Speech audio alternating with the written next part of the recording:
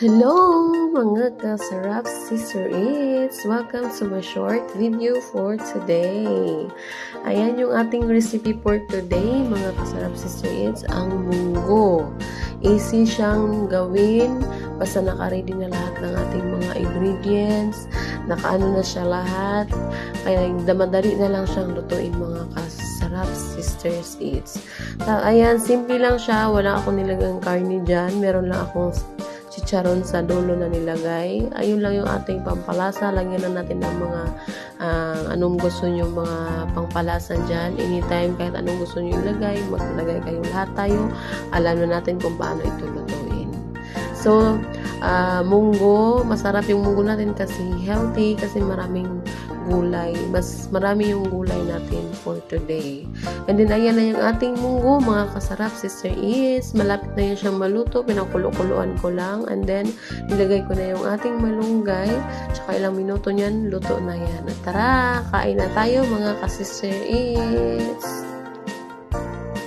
After naming kumain mga kasarap Sister Is, may dumating na parcel at tamang-tama dumating na rin yung aking sisters at siya na yung nag-open sa parcel kasi sa kanya naman talaga nakapangalan yan, di ba? Tayo lang yung nagbayad pero sa kanya yan nakapangalan dahil sa kanya yan. Ayan yung kanyang pinili, nabili niya sa online siya. Shopee. Tapos, ayan, sabi niya, mura lang daw kaya binili niya. Ayan. Ayan yung mga ginagamit sa makeup. Tsaka, ayan yung isa niya. Dalawa yung in-order niya. Hindi ko alam kung ano yung isa. Kaya, ayan.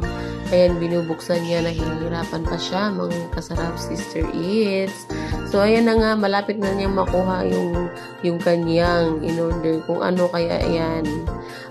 Yung foundation pala, mga kasarap Sister Eats. Foundation pala yung kanyang in-order, mga ka-Sister Eats. Yan yung kanyang foundation. Sabi pa nga niya, waterproof siya. Pagsaya niya, talagang naano niya yung gusto niya. And then after naming nagbukas ng parcel, at saka tapos na rin kaming kumain mga kasarap sisters. Hindi na namin napakita na kumakain kami kasi medyo nagmamadali na kami. Char, nagmamadali. And then after lumabas na lang ako kasi nga medyo masama yung panahon, medyo maulan-ulan ngayon. Kaya lumabas ako. Tapos nilaro-laro ko muna itong aming mga halaman kasi kailangan na siyang ilipat yung ating halaman kasi nga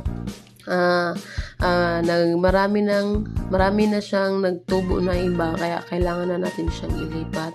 So yun yung ginagawa ko. Kung makikita nyo, hindi na talaga ako magamit ng gloves kasi mas satisfied ako sa nakakamay lang. So ayan, kung marumi, bahala na, maghugas na lang tayo pamaya. Ayan yung ating ginagawa. Ang nailipat ko pala for today ay tatlong piraso na halaman yung nailipat ko sa kanyang sa kaang.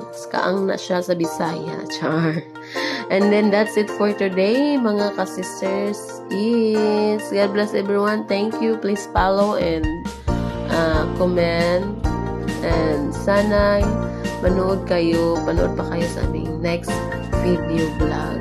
Thank you everyone. God bless. That's it for today.